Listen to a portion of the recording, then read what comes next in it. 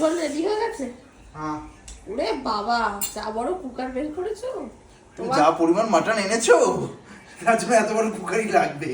ও বেশি তো আনিনি, 2 কিলো মাত্র। হ্যাঁ মাত্র 2 কিলো।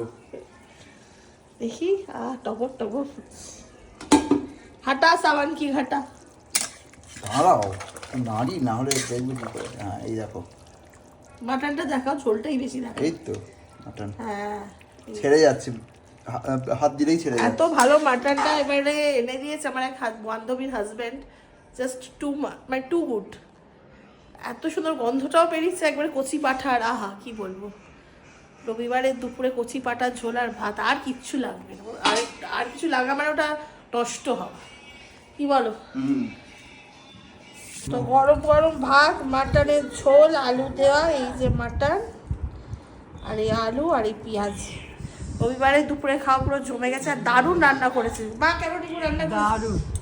তুমি তোমারটা বলো কেমন করেছো। এই যে এত ভালো করেছি, এই যে হাতে প্রেশার দিলেই ছেড়ে যাচ্ছে।